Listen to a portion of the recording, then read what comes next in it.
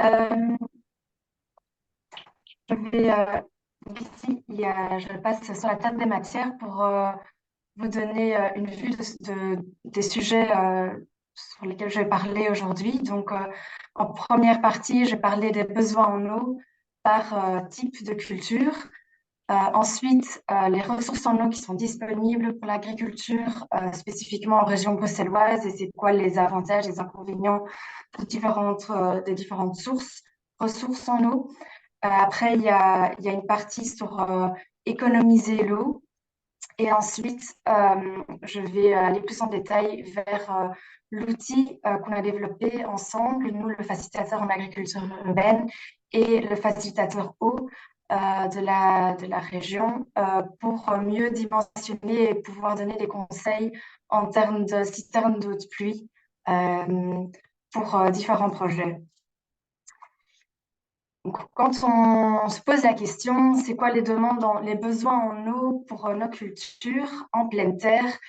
Les besoins, ce sont tout d'abord l'évaporation du sol et la transpiration des cultures.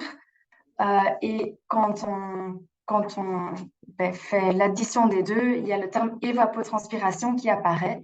Et donc, c'est ça qu'on aimerait bien pouvoir quantifier par jour ou par saison pour savoir combien ça consomme par mètre carré. On se regarde au niveau des saisons, on parle souvent d'un bilan hydrique. Donc, il y a l'évapotranspiration, pardon, qui est la ligne rouge sur le graphique et qui varie logiquement durant les saisons. Quand c'est plus chaud, il y a plus de transpiration et d'évaporation et du coup plus de besoins en eau qui sont en partie ou en grande partie compensés par les précipitations durant les saisons. Donc, on voit qu'il y a un déficit, souvent à partir du mois d'avril jusqu'au mois de septembre. Et c'est souvent ça qu'on veut combler avec l'arrosage. Et du coup, tout l'exercice est de quantifier, OK, c'est quoi l'évapotranspiration par période et comprendre par rapport aux précipitations, etc., les besoins. Alors, l'évapotranspiration, c'est un beau terme, mais comment est-ce qu'on quantifie ça? Ça dépend notamment de deux paramètres. La météo, bien sûr. Ce sont l'évapotranspiration de référence. C'est quelque chose qui est mesuré par les stations météorologiques. Donc, on peut même trouver ça sur les sites de l'IRM. C'est en fait un index qui reprend cinq paramètres de météo et qu'on peut calculer ainsi. Donc, entre autres, la radiation, la température minimum, maximum, le vent, l'humidité relative, ce sont des choses standards qui sont mesurées par les stations météo. Et donc, en faisant certains calculs, je vais vous éviter les calculs techniques, on peut arriver à une évapotranspiration de référence. Et du coup, c'est mis en millimètres ou en litres par mètre carré. Souvent, en hiver, on arrive à 1 ou 2 litres par mètre carré par jour d'évapotranspiration, tandis qu'en été, sur des jours chauds, on arrive environ à 5 litres par mètre carré.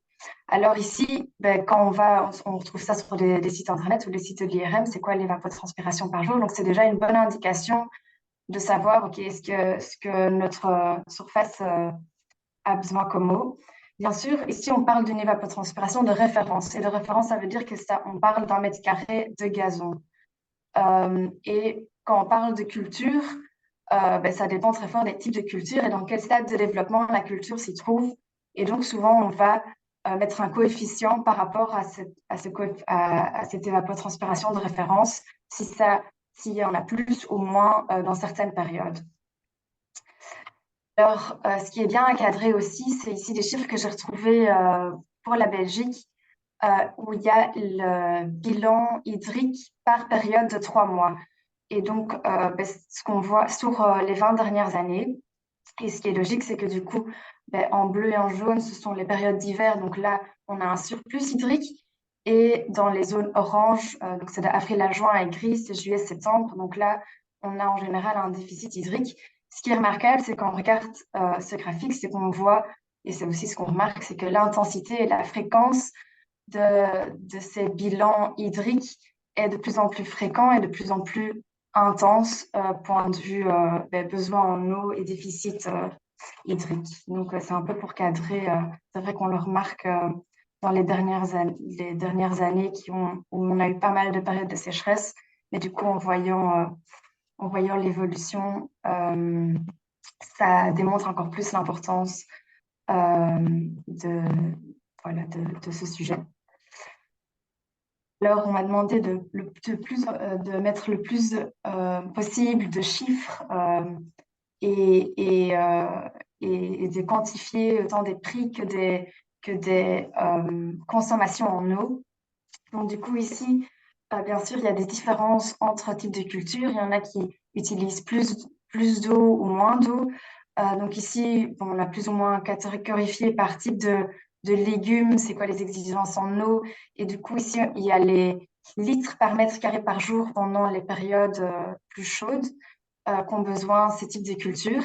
Et alors, ce que vous voyez ici en dessous, c'est ce que j'expliquais, c'est que bien sûr, en début de la saison, quand les semis sont faits et que c'est des petites cultures, ça va transpirer beaucoup moins. Il y aura surtout de l'évapotranspiration du sol, mais la transpiration de la plante elle-même sera assez basse. Et donc ici, ce qu'on voit, c'est que le 1, c'est la comparaison par rapport à une évapotranspiration de référence.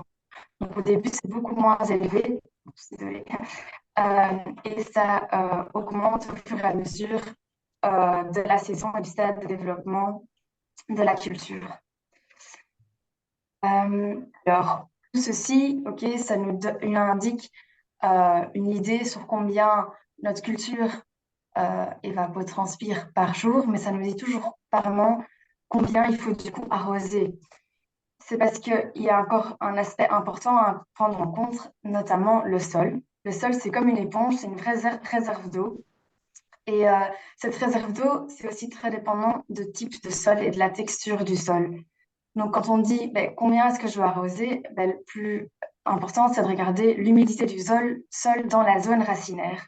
Alors, sur l'image, on voit euh, que le sol, pour une grande partie, le contenu est des particules de sol. C'est pour 50% du sol, ce sont des particules de sol. L'autre 50% du volume du sol, ce sont des pores. Et donc, les pores, ils sont ou bien remplis d'air ou bien remplis d'eau. Et donc, dépendant de la situation, elles sont, voilà, les seuils vont être différents. Alors, quand on regarde en agronomie, qu'est-ce qu'on veut en fait comme humidité du sol, humidité dans le sol? On parle de deux seuils importants. Notamment le point de flétrissement, c'est le taux d'humidité à partir duquel les plantes ont un stress hydrique. Donc, on veut en fait arroser avant d'atteindre ce seuil-là. Et il y en a un autre, c'est la capacité au champ. Donc, ça veut dire que si on dépasse, en fait, si l'humidité dépasse la capacité au champ, le sol, il ne va pas retenir cette eau et ça va drainer vers des couches plus basses. Donc, si on arrive vers un sol très saturé, donc saturé, c'est que 100% des pores sont remplis d'eau, le sol, il ne va pas savoir retenir 100% de l'eau. Et donc, du coup, ça va descendre dans des profondeurs plus basses et aller drainer vers les nappes phréatiques. Ce qui d'ailleurs est pas bien pour la plante. Si 100% des pores sont remplis d'eau, après 1 ou 2 jours, la plante commence à montrer des signes d'asphyxie. Donc c'est pour ça qu'on dit souvent qu'en termes agronomiques, on veut être entre le seuil, le point de flétrissement et la capacité au champ. Alors pour vous montrer encore avec des graphiques, donc c'est un peu la partie théorique, mais après je vais vers des chiffres plus concrets. Mais c'est quand même important de comprendre que du coup, cette rétention en eau est aussi très différente d'un sol à l'autre. Un sol sableux va beaucoup moins savoir retenir de l'eau, tandis qu'un sol argileux va mieux retenir l'eau, mais du coup, le point de flétrissement va aussi être plus vite atteint à une certaine humidité, vu que les particules d'eau vont être très fort attachées aux particules de sol.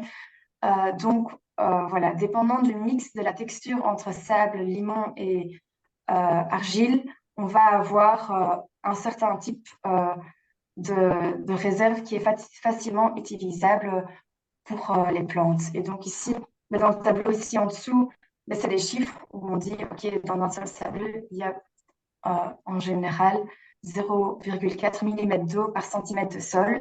Donc, si on dit que notre zone racinaire pour nos plantes, elle fait 50 cm, ben, c'est facile de multiplier, ça donne déjà une bonne idée. Après, si on veut vraiment aller dans le détail, c'est très intéressant de faire des analyses de sol pour bien comprendre ben, la rétention de son sol.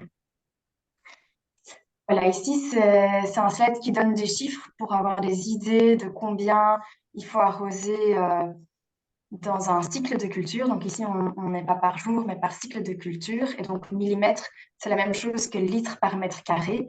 Donc, pour des pommes de terre, pour les chiffres qu'on retrouve souvent, c'est dans notre zone, bien sûr. On a déjà enlevé les précipitations qui tombent en moyenne en Belgique. On peut partir sur 300 litres par mètre carré qu'on aura besoin. Bien sûr, ce sont des moyennes. Euh, et c'est très dépendant d'une année à l'autre. J'en reviens plus tard là-dessus.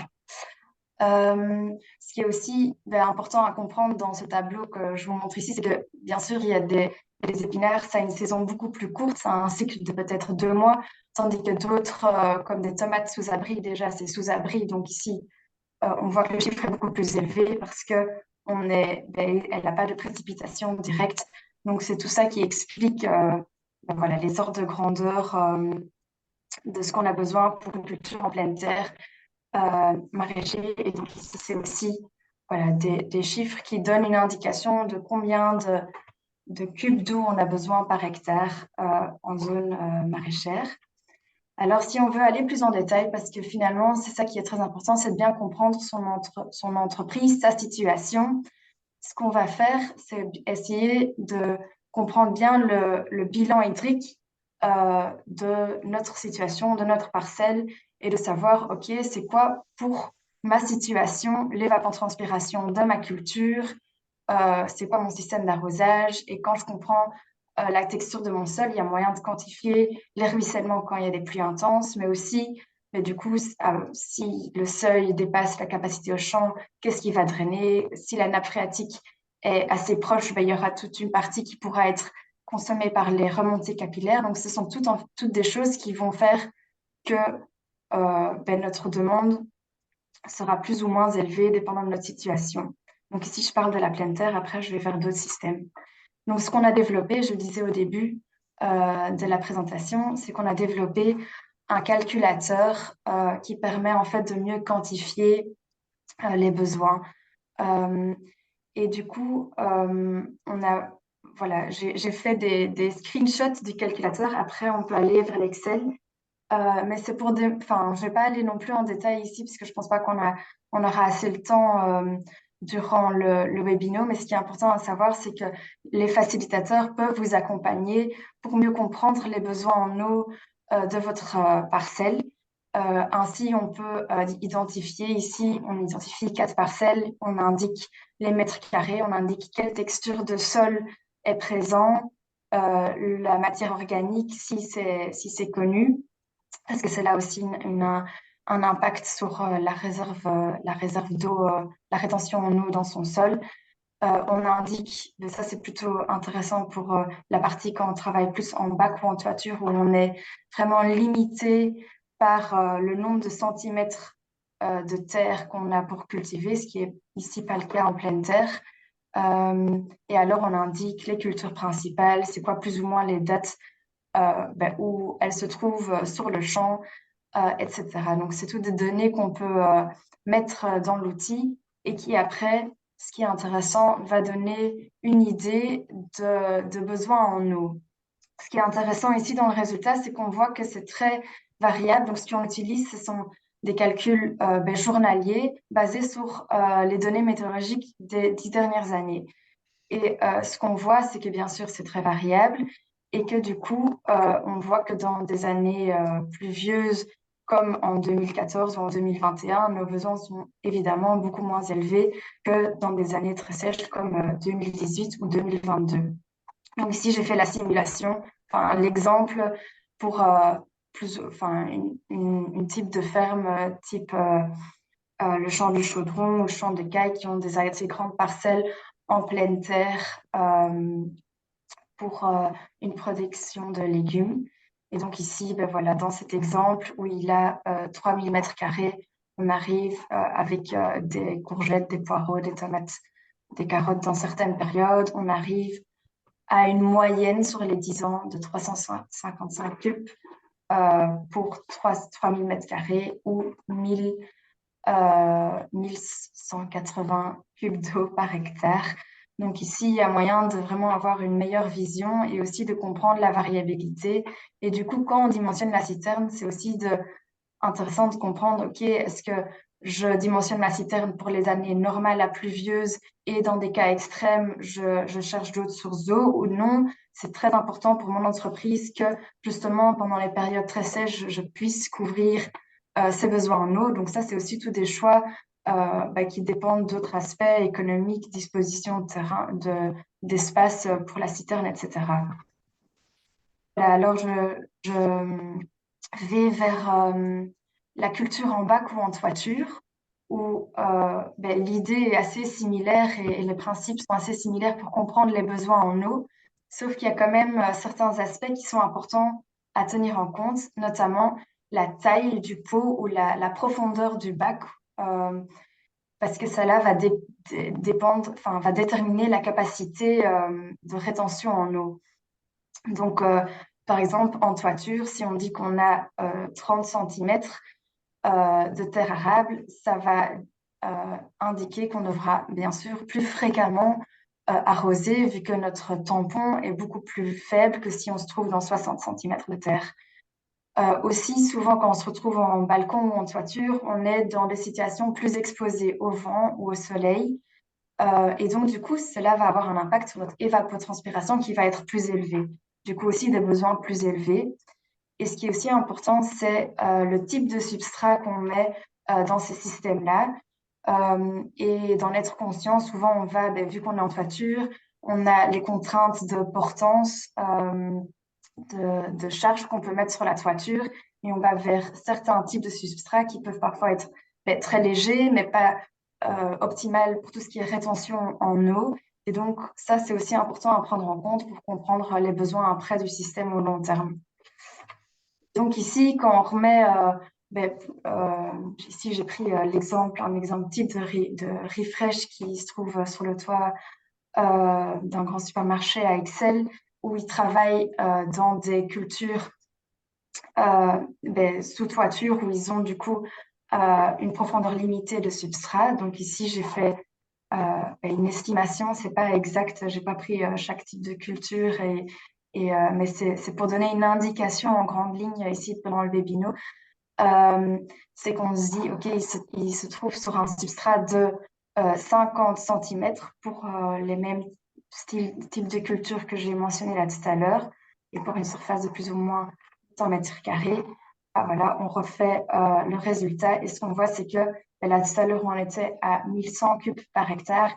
Ici, on se retrouve on voit des besoins plus importants, 1800 cubes par hectare en moyenne, de nouveau, vu qu'il y a beaucoup de variabilité par année. Ensuite, j'arrive sur le sujet de culture hors sol. Il y a plein de systèmes hors sol et c'est difficile ici, dans une présentation assez qui veut donner un peu un overview de plein de sujets, d'aller s'approfondir dans plein de systèmes hors sol qui existent. Et aussi, c'est très dépendant du système hors sol qu'on met sur pied. Donc là, il faut vraiment étudier le système. Et ce que je peux vous amener comme chiffres qui sont intéressants, c'est quand, par exemple, on regarde la consommation d'eau pour toute une saison d'une culture de tomates. Ce qu'on aime bien comparer, c'est par exemple la culture en tunnel en pleine terre qui est non chauffée. Là, on retrouve des consommations par kilogramme de tomates de 70 litres par kilogramme de tomates. Et c'est vrai que quand on dit qu'on est sur un système hydroponique, que c'est beaucoup plus efficace en eau, cela est correct quand on regarde les litres consommés par kilogramme de ici tomates. Donc, si on va dans la deuxième ligne, on voit que c'est une serre chauffée hydroponique avec recirculation de l'eau. Donc, recirculer l'eau, c'est comme on voit sur l'image ici, c'est que les tomates, elles reçoivent de l'eau Vachement avec un intéressant, hein. goutte à goutte, avec un goutte à goutte. Et donc, le Vas-y. surplus de l'eau va être drainé et euh, va être récupéré et ensuite va passer les filtres. Et donc, cette eau peut après être réutilisée plusieurs fois dans le système. Et donc ici, on arrive à des chiffres de 18 à 20 litres par kilogramme de tomates. Et donc, si on recircule moins, ben, ce sont des chiffres plus élevés. Donc ça, ce sont des indications intéressantes. Après, ce que je trouve aussi intéressant à comparer, c'est de se dire, OK, mais un système hydroponique, donc c'est des chiffres que j'ai pris ici. Donc ici, ce sont des cultures en tunnel non chauffées en pleine terre. C'est des chiffres que j'ai de BioLONI. Donc, la moyenne de production de tomates là est de 8 à 10 kg par mètre carré, tandis que quand on regarde les systèmes hydroponiques, quand il n'y en a pas sous serre, comme il y en a pas mal en Flandre, on arrive en moyenne à une production de 56 kg de tomates par mètre carré dans un certain système. Ce qui implique, et ça c'est la dernière colonne que les besoins en eau par saison par mètre carré ben, c'est nuancé dans le sens que, oui, ils peuvent être la même chose ou même plus élevés, dépendant de la production qu'on a par mètre carré. Et aussi, si c'est un système hydroponique où on recircule euh, pas l'eau ou pas optimalement l'eau, c'est par mètre carré, ça a des besoins en eau plus importants qu'un système en pleine terre sous tunnel. Donc, c'est des nuances qui sont importantes à comprendre, surtout parce que ben, quand on dimensionne des systèmes de pluie comme des citernes, ben, l'eau, elle tombe en litres par mètre carré. Quand on regarde au niveau d'un terrain, on regarde souvent à litres par mètre carré, et c'est vrai que c'est plus efficace par kilo. Mais voilà, donc c'est toute l'histoire que je viens de raconter. Donc, ce sont tous des chiffres importants à prendre en compte quand on calcule les besoins en eau des systèmes comme ça. L'avantage quand on travaille sous serre ou sous tunnel, c'est que du coup, on a déjà une surface de récolte disponible ben, pour lequel récolter de l'eau, ce qui n'est pas le cas en pleine terre.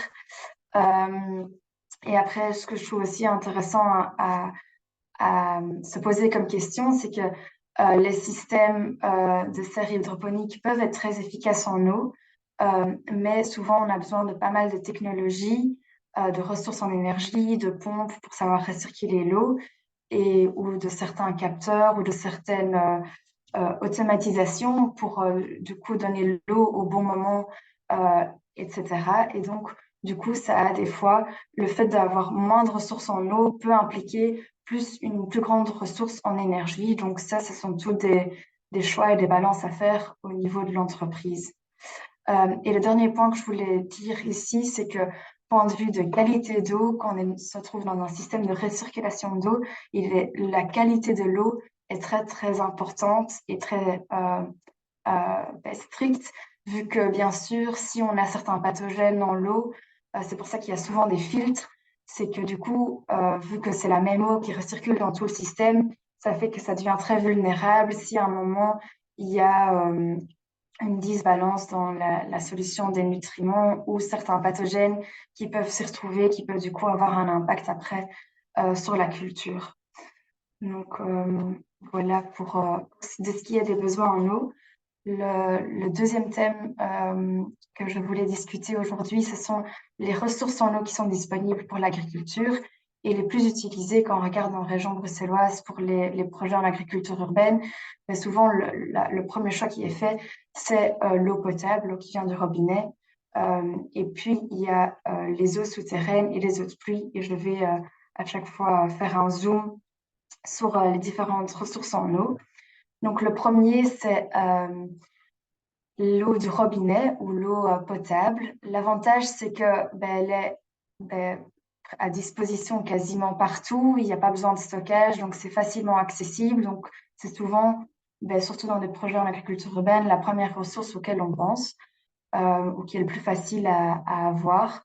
Par contre, les coûts sont assez élevés quand on regarde en termes de cubes d'eau, vu que bien sûr, c'est de l'eau, quand on regarde ben, tout ce qu'il y a derrière, c'est de l'eau qui peut venir d'assez loin, qui est distribuée, il y a un traitement, et c'est de l'eau qui a comme but à être consommée par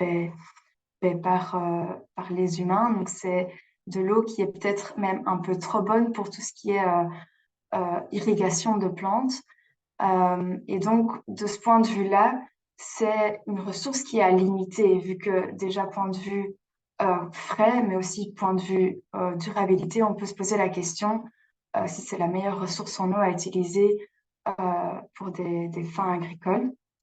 Point de vue qualité d'eau, bien sûr, c'est une très bonne qualité d'eau, vu que c'est une ressource en eau mais très contrôlée, aussi désinfectée, donc bactériologiquement, il y a zéro risque. Les seuls points d'attention, c'est peut-être la dureté de l'eau à certains endroits qui peut boucher peut-être certaines installations d'arrosage, etc. Alors ici, j'ai mis les prix de Vivaqua cette année. Et donc, comme ça, on a une idée des prix. Donc ici, c'était 4 euros par cube d'eau consommée. Et quand on est un grand consommateur de plus de 5000 cubes, cela réduit.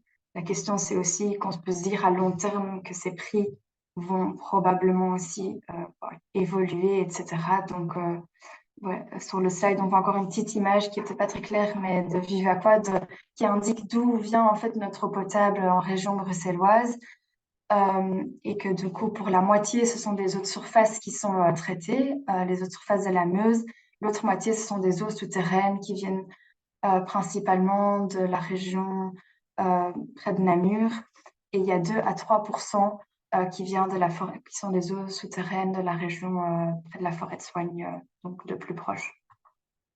Alors, une autre source d'eau à disponibilité, c'est l'eau souterraine, donc qu'on va atteindre avec un puits ou un forage.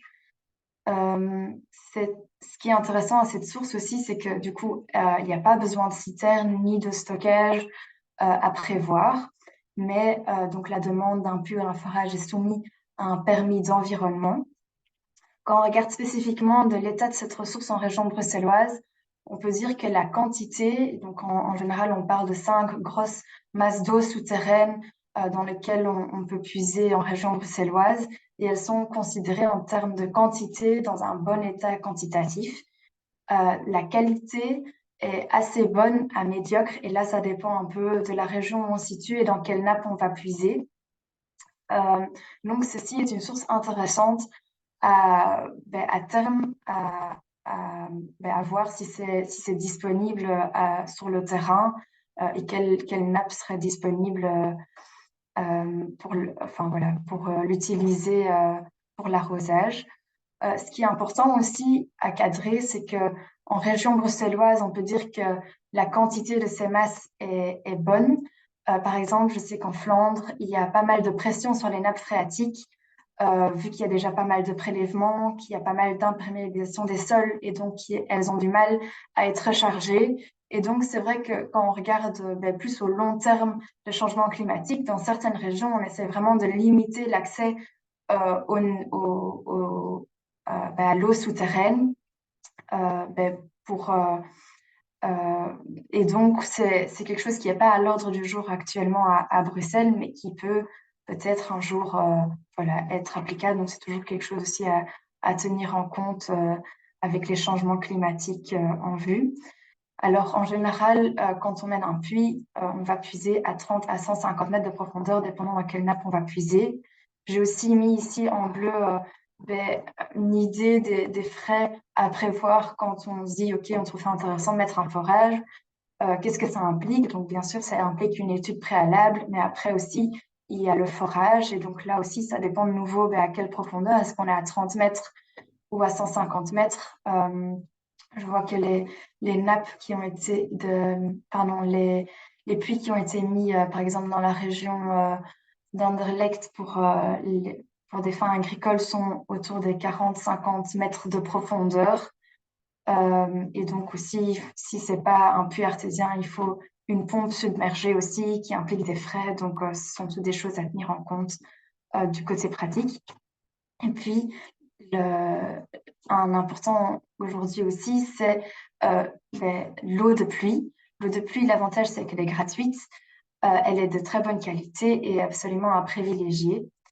Bien sûr, il y a la récolte et des citernes à mettre en place. Donc, c'est ça le côté le plus compliqué de la chose, c'est qu'il faut regarder, OK, c'est quoi les surfaces de récolte qui sont disponibles. Quand on a une serre, on peut se dire, OK, on récolte de la serre, mais si on est en pleine terre, ben, est-ce qu'il y a des bâtiments de la ferme qui peuvent être utiles ou est-ce qu'il y a d'autres bâtiments, éventuellement des grandes surfaces des voisins qui peuvent être utiles pour récolter en fait cette eau euh, pour utiliser après. Aussi ici, nouveau dans le cadre bleu, j'ai mis des idées de ce que ça coûte une citerne, mais après, là, ça dépend aussi très fort de l'entreprise. Si on est plus sur des 1 ou 2 cubes, des 10 cubes, 50 cubes ou plus, ça a bien sûr des grandes différences de coûts. Mais donc ici, voilà, ça donne déjà une idée. Si on est dans une citerne en plastique ou en béton, il y a des différences de prix. Aussi, si on l'enterre ou pas, ça a des différences de prix. Et aussi, on peut aller vers des bassins ouverts où là, il y a le prix de l'excavation par cube de terre. Là, de nouveau, ça dépend si on peut déposer la terre sur le propre terrain ou pas. S'il faut l'éliminer, ça a d'autres coûts. Et aussi, la bâche en EPDM, les pompes, etc. Ce sont toutes des choses à calculer dans le business pour voir à combien d'années on peut éventuellement amortir le frais. Etc. Ici, ce qu'on voit aussi, c'est l'évolution des précipitations, mais au cours, là, ça remonte à 1900 pour la station d'Uccle à Bruxelles. Et ce qu'on voit, c'est que les pluies deviennent de plus en plus intenses, donc qu'il y a beaucoup plus de litres par mètre carré qui tombent dans une période beaucoup plus courte qu'avant. Et quand on regarde aussi dans les études des prévisions climatiques, c'est que sur le total de l'année, on va en Belgique plus ou moins avoir les mêmes précipitations, donc plus ou moins faire des 800 litres par mètre carré quand on parle de la Belgique, mais que ça va varier, qu'en hiver, ça va être des hivers plus pluvieux et qu'en été, ça va être plus ou moins la même chose, légèrement plus sec, mais que par contre, les pluies vont être plus intenses et donc encore plus pertinent d'aller récolter ces eaux de pluie intenses parce que pendant un gros orage en été, on va savoir aussi remplir une grande partie de sa citerne qui après, au fur et à mesure de l'été, peut de nouveau être utilisée. Et alors, un dernier slide très court, juste pour un peu élaborer sur d'autres ressources en eau qui existent, mais qui ne sont pas nécessairement exploitées en région bruxelloise, mais qui voilà, sont plus des idées qui sont, enfin, qui sait où on va vers le futur. C'est en tout cas des sources qui sont utilisées dans d'autres régions plus sèches, notamment les eaux usées qui sont traitées des stations d'épuration, qui peuvent être aussi utilisées pour l'agriculture. Il y a d'ailleurs une réglementation européenne qui stipule des normes pour ce type d'eau pour l'arrosage. On peut aussi penser aux eaux qui sont utilisées à des fins industrielles pour laver des légumes ou pour refroidir certaines installations ou d'autres choses qui après peuvent être traitées et utilisées comme arrosage. Il y a aussi, là, il y a même un site sur Bruxelles qui essaie de connecter certains chantiers qui du coup puisent pour pouvoir construire, il faut rabaisser la nappe phréatique lors du chantier. Du coup, c'est des eaux qui pourraient être disponibles, notamment pour l'agriculture. Je ne connais pas d'exemple spécifique à Bruxelles. Ou ce qui est utilisé aussi, surtout historiquement, ce sont des eaux de surface, mais qui ne sont pas à conseiller, ou en situation très spécifique quand on sait bien la qualité d'eau de l'eau de surface, ça peut être une option, mais en général, c'est à déconseiller, point de vue bactériologiquement ou aussi point de vue source de contamination temporelle qui peuvent arriver dans ces sources d'eau. Voilà, c'était juste pour avoir une vue de l'entièreté des ressources en eau disponibles. Je vais au troisième sujet qui parle d'économiser l'eau. Et là, il y a différents points qui sont très importants, notamment agir sur le sol ou mettre du paillage. Bien sûr, ça réduit l'évaporation du sol, spécialement au début de culture. Et c'est notamment aussi un aspect dans lequel on a tenu compte dans l'outil citerne développé par les facilitateurs. C'est que si on met du paillage, oui ou non, on voit l'impact que ça a sur les besoins en eau des cultures. Aussi la matière organique, que ça augmente la rétention d'eau de son sol si on a une meilleure matière organique. Aussi là, il y a de nouveau la nuance à faire que ça a beaucoup plus d'impact sur les sols plus sablonneux que les sols plus argileux. Puis il y a le travail de la conservation du sol qui est très importante.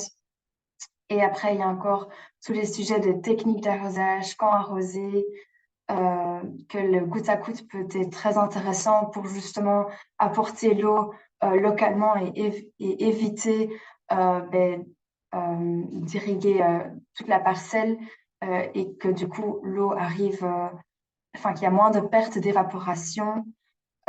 Et puis il y a tout ce qui est choix de culture, etc. Et je ne vais pas aller trop en détail là-dessus, même si c'est très intéressant. Je pense aller plus en détail sur ces sujets lors du prochain webinaire. Vu que ici, je m'adresse plus à des professionnels ou à des développeurs de terrain. Et donc, enfin voilà, je voulais plus aller vers des technicités ou des ordres de grandeur à prévoir ici dans cette présentation-ci. Mais il y a aussi un guide qui est déjà très détaillé et dans le lien ici en dessous où il y a pas mal de choses enfin, voilà, expliquées au niveau de sa parcelle, comment on peut économiser l'eau une fois que le projet est mis en place. Ici, je voulais plus montrer peut-être des techniques plus innovatrices pour comment créer, par exemple, une réserve d'eau en toiture. Quand on pense toiture, il y a souvent un système de drainage qui va drainer les eaux et après, via le système classique, les drainer de la toiture et ça va aller vers l'égout. Mais ce qui est intéressant, c'est que maintenant, il existe des systèmes de réserve d'eau où en fait, on voit ici, par exemple, il y a une réserve d'eau de 8 cm qui se met en dessous du substrat et qui peut en fait temporiser les surplus d'eau qu'il y a pendant toute une période. Et après, l'eau peut être réutilisée par capillarité. Donc, ici, il y a des cônes de capillarité. Donc, l'eau peut remonter dans le sol et être utile aux plantations. Donc, ça peut être autant utile pour des toitures vertes que pour des toitures où il y a de l'agriculture urbaine. Ce sont des systèmes intéressants qui existent maintenant. La même idée, c'est l'idée du wicked system, c'est où on a en fait une réserve d'eau qui, tous les surplus d'eau ou pendant l'hiver, l'eau va drainer, qu'on récupère cette eau-là dans une réserve et du coup, qui va créer une plus grande réserve d'eau une fois qu'il y a la saison à partir d'avril-mai, où il y a l'évapotranspiration qui commence à s'élever, on peut aussi aller puiser de l'eau dans ces systèmes-ci où l'eau va remonter par capillarité dans le système. Ici, c'est un système aussi innovateur qui n'est pas encore implémenté à Bruxelles, mais je trouve ça intéressant d'en discuter avec des développeurs de projets, vu que souvent, c'est des systèmes qui doivent être pensés très fort en amont du projet. Mais par exemple, en Flandre, ce sont des systèmes qui sont implémentés. C'est que classiquement, sous des parcelles agricoles, la plupart des parcelles agricoles est drainée parce que pendant cette période de l'année, il y a beaucoup, beaucoup d'eau et donc du coup, on n'arrive plus à aller sur le champ tellement qu'il y a d'eau et donc surtout au printemps, quand en mars, on veut aller faire des semis ou planter, il faut pas que le sol soit saturé, comme je l'ai dit là tout à l'heure, mais que l'eau puisse drainer. Et donc, c'est pour ça qu'il y a les systèmes de drainage. Alors, ce qu'on fait maintenant de plus en plus, c'est essayer de se dire, OK, mais maintenant qu'il y a ces drains, c'est comme des tubes aussi, quand on le voit à l'inverse, des tubes d'infiltration, comme des drains de dispersion d'eau, quand on l'utilise à l'opposé. Donc, au lieu de drainer l'eau et enlever de l'eau de son sol, on peut aussi utiliser ces systèmes de drainage pour aller alimenter notre sol, par exemple, si c'est relié à une surface de récolte à côté, c'est d'aller se dire, OK, on peut aller infiltrer l'eau dans son terrain via les trains de dispersion. Donc voilà, très court sur des systèmes qui commencent à se mettre en place pour augmenter la réserve en eau de, de projets. Alors, encore un point important quand on pense à économiser de l'eau, c'est surtout comprendre déjà le bilan hydrique de sa parcelle ou combien on consomme, c'est quoi nos consommations en eau. Des fois, quand on demande à des agriculteurs, ils n'ont pas trop une idée des consommations qu'ils ont eues les années précédentes. Et pourtant, c'est très intéressant de savoir ce qu'on a consommé les années précédentes pour pouvoir mieux s'adapter les prochaines années ou pour pouvoir implémenter et mettre un système de citernes d'eau ou d'autres investissements. Donc, c'est toujours pour cela utile de se dire, OK, je mets des compteurs d'eau ou des niveaux dans ma citerne pour comprendre comment ça fluctue durant l'année. Aussi, je l'ai déjà mentionné au début de la présentation, c'est connaître la texture de son sol, vu qu'on va avoir une meilleure idée de, OK, est-ce qu'elle a une grande réserve d'eau, oui ou non? Est-ce qu'on peut ajouter de la matière organique? Ou est-ce que c'est un sol qui a besoin de plus d'arrosage plus petit mais plus fréquent, ou justement un gros arrosage tous les X c'est assez. Donc tout ça va dépendre notamment de notre type de sol. Aujourd'hui, il existe aussi des systèmes assez simples et pas trop chers. Ce sont des mini-stations météo. Et alors, on a vraiment une vue de OK, combien de litres sont tombés aujourd'hui, par exemple, sur ma parcelle. Est-ce que ça a pu combler mon évapotranspiration? Et du coup, c'est tous des outils qui existent maintenant et qui donnent une bonne vue sur les besoins en eau et aident aussi pour l'arrosage. Et le dernier qui est mentionné ici, ce sont des sondes d'humidité. Et donc là, j'ai aussi un ou deux slides qui expliquent c'est quoi des sondes d'humidité. Donc des sondes, ce sont des petits capteurs qu'on peut mettre dans la terre et qui mesurent l'humidité du sol dans la terre. Il y a tout un tas de capteurs. Donc ici, sur le slide, je compare deux techniques de capteurs. Donc il y a des tensiomètres qui mesurent la tension de l'eau dans le sol. Et il y a des sondes capacitives, ça s'appelle, et c'est des sondes qui mesurent en pourcentage l'humidité volumique dans notre sol. Tous les deux ont des avantages et des inconvénients. Je ne vais non plus pas aller. S'il y a des questions, n'hésitez pas à les poser. Mais donc, il y a des systèmes qui sont beaucoup plus robustes, sur lesquels on comprend beaucoup mieux pour les agriculteurs c'est quoi le seuil. Donc, quand on a un certain chiffre, on sait, OK, maintenant, ma plante mes cultures ont un stress en eau, il faut que j'arrose, oui ou non. Mais alors aussi, il y a des différences. Par exemple, les sondes capacitives sont beaucoup plus, elles sont beaucoup plus précises, mais il y a une plus grande, il faut connaître beaucoup mieux son sol pour savoir interpréter ce type de capteurs et ils sont aussi plus chers. Donc voilà, c'est un peu des systèmes qui existent sur le marché. Si je vous montre vite un slide pour vous montrer un peu à quoi ça ressemble le signal qu'on reçoit de ces sondes. Donc ici, c'est d'un tensiomètre. Et quand on regarde sur le graphique, la tension va de 0 et augmente jusqu'à 60, par exemple. Et l'unité, c'est des kilopascals. Donc, c'est une tension. Et plus que la tension augmente, plus qu'on est au niveau de sécheresse. Donc ici, c'est un exemple d'un champ qui, début juillet, c'était pendant l'année 2021, il faisait très mouillé. Et alors, on voit qu'au fur et à mesure, en août, la tension augmente. Et donc, quand on arrive vers des tensions de 30, 40 kilopascales, on sait, OK, maintenant, c'est important d'arroser mon sol. Et alors, les différentes couleurs, c'est parce qu'il y a des capteurs qu'on peut mettre un capteur à 30 cm de profondeur, 60 cm de profondeur, etc. Et que ça va donner une autre vue. Par exemple, ici, on voit deux sondes capacitives.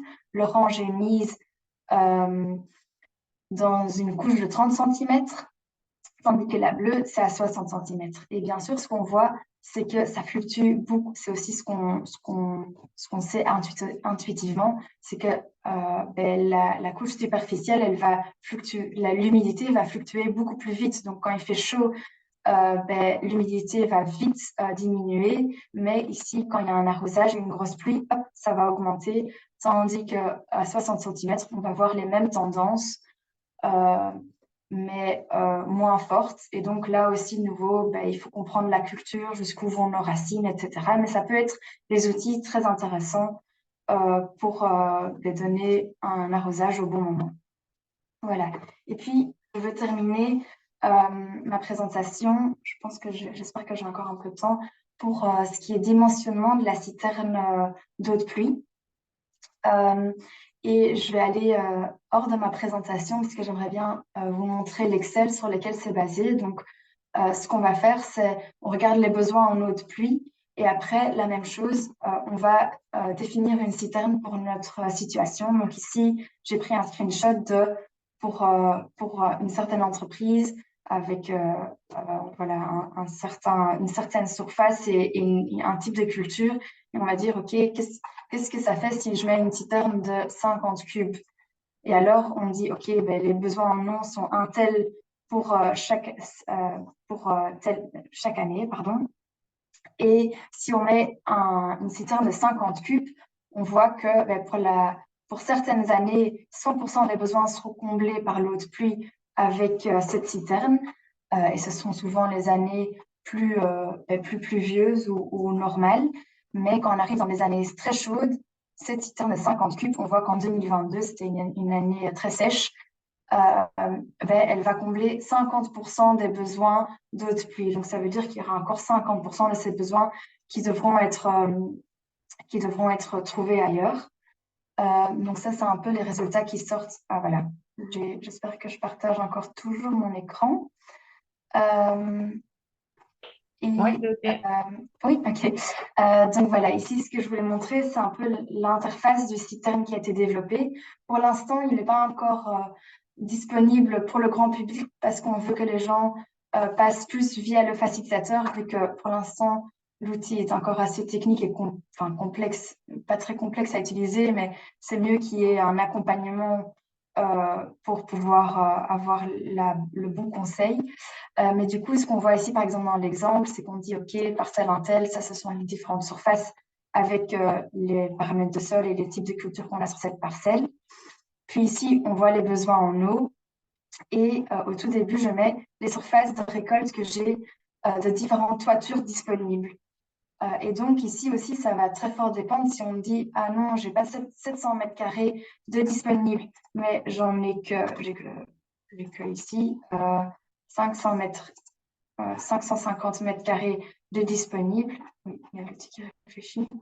Ça va ici avoir une influence sur le dimensionnement et les chiffres. Ici, alors, on peut choisir, OK, mais je veux avoir un conseil sur est-ce que j'ai assez avec 30 mètres cubes et qu'est-ce que ça va me donner comme résultat. Et donc, ici, de nouveau, l'outil doit un peu réfléchir, vu qu'il y a pas mal de données. On va voir qu'ici, du coup, tous les chiffres vont varier et c'est comme ça qu'on peut nuancer ou comprendre plus en détail quand on aura assez avec une certaine citerne, oui ou non. Donc voilà, j'espère que n'hésitez pas à poser des questions. Ici, je trouve ça difficile de dire pour une surface Intel en pleine terre, on a besoin d'autant de cubes parce que ça dépend très fort des surfaces de récolte qui y sont liées et aussi pas seulement les surfaces de récolte qui sont liées, mais aussi par exemple l'espace qu'il y a disponible, les coûts économiques, etc. Donc c'est vraiment tout un package qu'il faut regarder pour bien donner un conseil. Mais en tout cas, on a des outils disponibles pour spécifiquement regarder l'entreprise et pouvoir donner des conseils là-dessus. Super. Voilà. Merci beaucoup, Noémie. J'espère que j'étais dans les temps. Très chouette.